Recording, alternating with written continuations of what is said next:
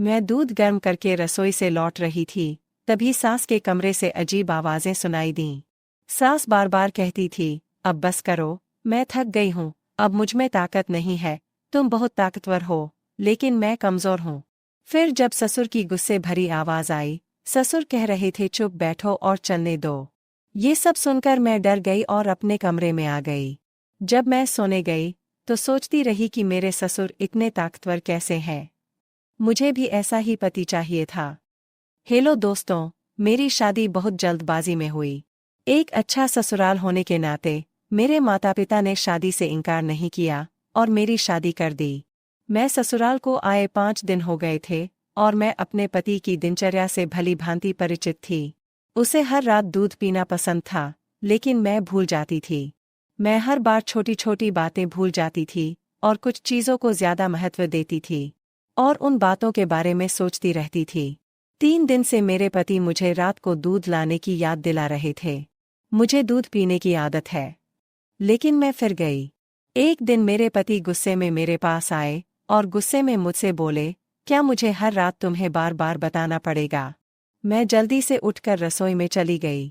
मेरी सास अपने कमरे में थी। जब मैं दूध गर्म करके लौट रही थी तो सास ससुर के कमरे से अजीब सी आवाजें आ रही थीं। सास बार बार कहती थी, अब बस करो, मैं थक गई हूँ, अब मुझमें ताकत नहीं है, तुम बहुत ताकतवर हो, लेकिन मैं कमजोर हूँ। फिर ससुर की गुस्से भरी आवाज आई, थोड़ी देर रुक नहीं सकती क्या? ये सब सुनकर मैं असमंजस में पड़ गई और अपने कमरे में आ गई। जब मैं सोने गई तो यही सोचती रही कि मेरे ससुर इतने ताकतवर कैसे हैं। मुझे भी ऐसा ही पति चाहिए था, लेकिन मेरे पति बहुत जल्दी थक जाते थे। यही सोचते सोचते मैं सो गई। सुबह जब मैं उठी तो मेरी सास रोज की तरह घर का काम कर रही थी। उसका व्यवहार बिल्कुल सामान्य था, ऐसा लग ही नहीं रहा था कि वो ये सब रात में कर रही है। मेरे ससुर एक दिन जल्दी ही काम से घर आए और तुरंत सास को कमरे में बुलाकर अंदर ले गए। मैंने खाना बनाया और अपनी सास को बुलाने के लिए उनके कमरे के पास गई। दरवाजे पर पहुंची तो उनकी आवाज सुनकर चौंक गई। रात का खेल फिर से शुरू हो चुका था। सास कहती रही, रुको, मैं थक गई हूँ। ये सब सुनकर मैं डर गई और वापस रसोई में आ गई। जब मैं रसोई में आई तो सोच रही थी कि मेरे ससुर ऐसा क्या खाते हैं जो इतने ताकतवर हो जाते हैं।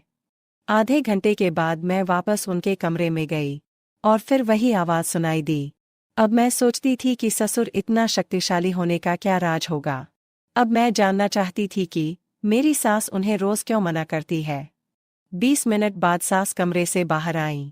जब वह बाहर आई तो उनके चेहरे पर कुछ भी नजर नहीं आ रहा था, लेकिन दोनों हाथ कमर पर थे और कह रही थी, ये कमर का दर्द कब दूर होगा। ये सुनकर मैं अपनी हंसी नहीं रोक पाई। अब मैं जानना चाहती थी, सास उन्हें क्या देती है। मेरा ध्यान मेरी सास पर था। मेरे पति उनसे बहुत अलग थे। वह जल्दी सो जाते थे और मैं अपने पति के प्यार की चाहत में रातों को जागती थी। तभी मेरा ध्यान सास के कमरे पर जाता था। उन्हें देखकर मुझे आश्चर्य होता था कि वे इस उम्र में भी कैसे मजे कर सकते हैं। पति तो सो रहे थे, लेकिन मैं सोच रही थी कि काश मेरा पति भी ससुर जैसा होता। उनके दरवाजे पर सास की आवाज सुनाई दे रही थी, अब रुको, मुझे छोड़ दो। ये सुनकर मुझे बहुत असहज महसूस हुआ।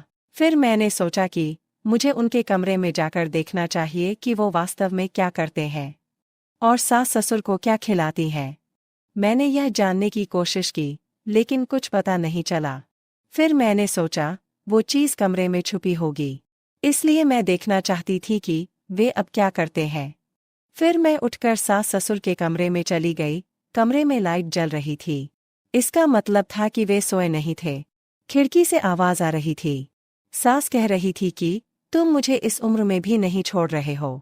आप जानते हैं कि अब मैं थक चुकी हूँ। ससुर जी कह रहे थे, थोड़ी देर सहन कर लो, फिर तुम्हें दर्द नहीं होगा। कुछ देर के लिए सास शांत हो गईं।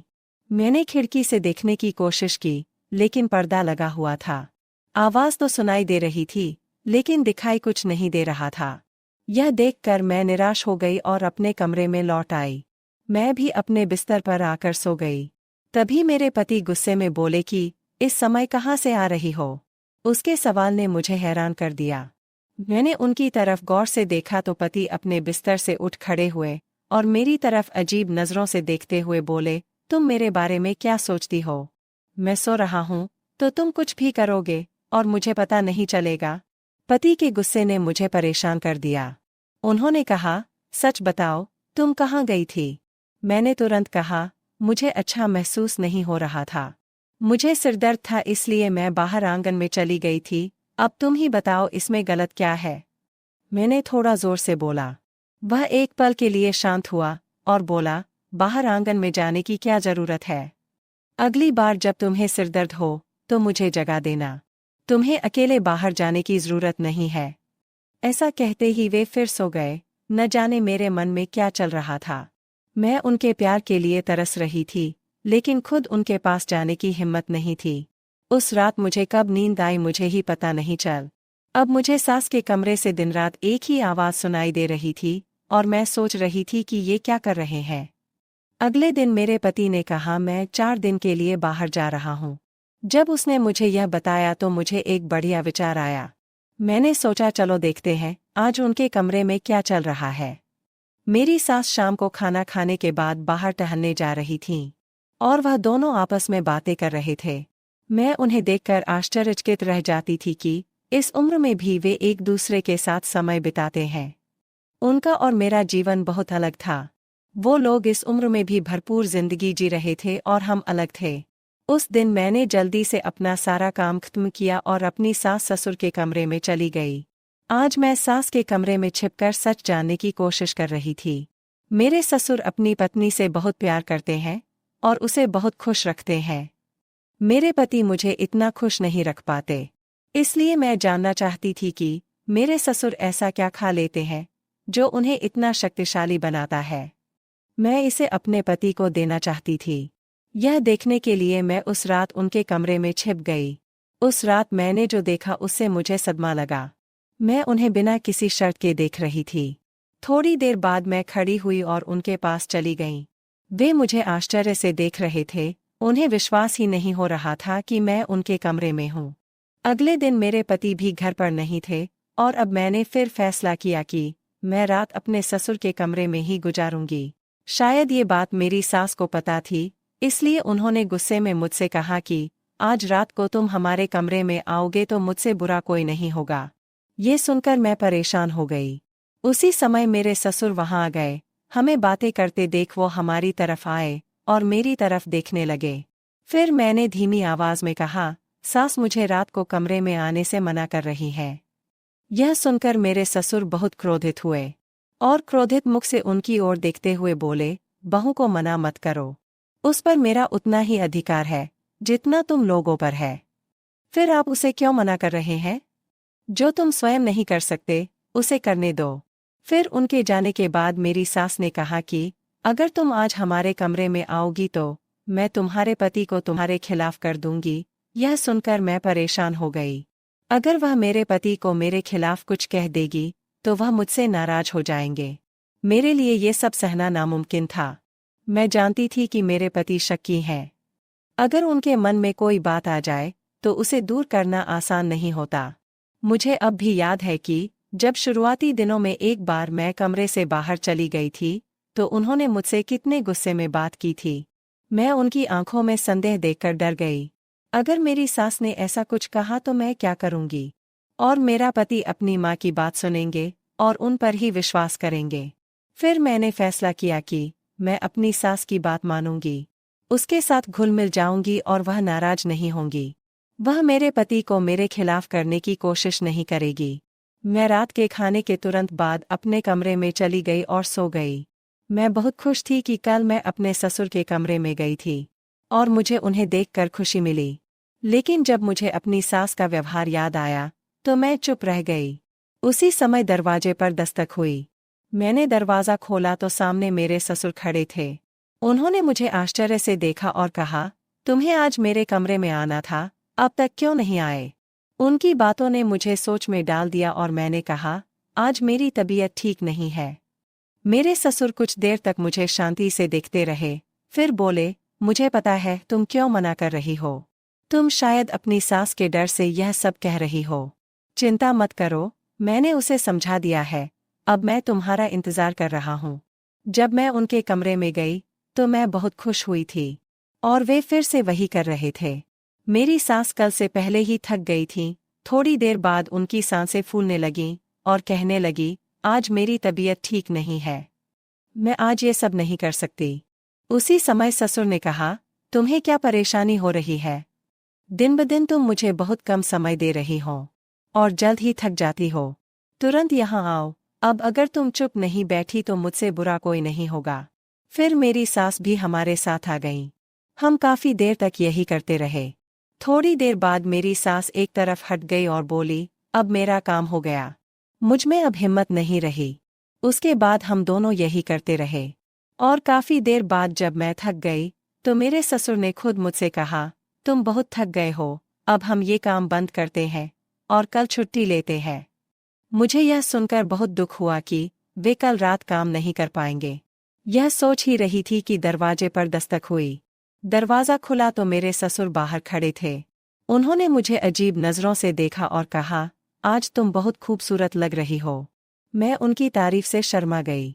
उन्होंने कहा, चलो आज भी काम करते हैं, कमरे में आओ, मैं तुम्हारा इंतज़ार कर रहा हूँ। मैं उनके कमरे में चली गई और फिर हम तीनों वही करने लगे जो पिछले 2 दिन से करते आए थे। अब मेरा मन कह रहा था कि मुझे ये काम हर दिन करना चाहिए। अगले दिन मेरे पति भी घर लौट आए। पति आते ही वे मुझे अपनी बेचैनी, हमारी प्रेम कहानियां सुनाने लगे। मेरे बिना वे कितने असहज थे और मैं कितना कुछ वहां चूक रहा था। मैं भी उसकी बातों से बहुत खुश थी कि आखिरकार उसे मेरा एहसास हुआ और उसने मेरी कमी महसूस की। फिर मैंने अपना सर उनकी बाहों में रख दिया और आराम से सो गई। अब मैं रोज पति के सोने के बाद ससुर के कमरे में जाती थी। फिर हम आधी रात तक ऐसा ही करते हैं। एक रात जब मैं सास ससुर के कमरे से वापस अपने कमरे में आई तो मेरे पति बहुत गुस्से में थे। मेरे पति ने मुझसे कहा, मैंने तुमसे कहा था कि रात को कमरे से बाहर मत जाना, लेकिन तुमने मेरी बात नहीं मानी। अब सच सच बताओ, तुम कहाँ चली गई थी? मैं उनके पास बैठ गई और बोली, मैं तुम्हारी माँ के कमरे में गई थी। यह सुनकर वह आश्चर्यचकित रह गया। तुम इतनी देर तक मेरी माँ के कमरे में क्या कर रही थी? उन्होंने मुझे संदेह भरी नजरों से देखा। मैंने कहा, मुझे उनसे काम था इसलिए चलो गई थी। इसके बाद वह चुप रहे और कुछ नहीं बोले। अब दूसरे या तीसरे दिन जब मैं अपनी सास के कमरे में सुख लेने के लिए जाने लगी, इस बार भी वे सोए नहीं थे। तो मेरे पति मुझसे पूछने लगे कि तुम माँ के पास कौन सा काम करने जाती हो? मैं बिना कुछ कहे जाने लगी, लेकिन मुझे मेरे पति ने खींचकर बिस्तर पर धक्का दे दिया और गुस्से में बोलने लगे। मैं उन्हें इतना गुस्से में देखकर डर गई और उन्हें बताने ही वाली थी कि दरवाजे पर दस्तक हुई। मेरे पति ने जाकर दरवाज़ा खोला। सामने ससुर थे। उन्हें मेरे पति के साथ कुछ काम था, इसलिए वे अपने बेटे के साथ चले गए। मैंने एक गहरी सांस ली और शांत हो गई। फिर कुछ दिनों बाद एक रात जब मैं सास ससुर के कमरे में गई तो शायद मेरे पति सोए नहीं थे और वो मुझे ढूंढते हुए उस कमरे में आ गए। सामने हमें ऐसा करते देखकर वह चौंक गए। जब उसने हमें एक पैर पर खड़े होकर पूजा करते देखा तो उसके मुंह से तेज आवाज निकली, क्या हो रहा है? तो मेरी सास ने अपना दूसरा पैर जमीन पर रखा और सोफे पर बैठते हुए बोली, तुम्हारे पापा कब से यह पूजा करते आ रहे हैं।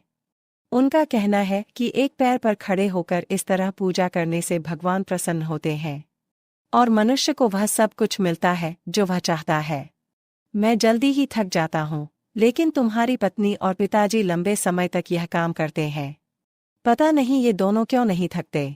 यह सुनकर मेरे पति ने मेरी ओर मुस्कुराते हुए देखा और कहा, मेरी पत्नी बहुत अच्छी है और कभी थकती नहीं है।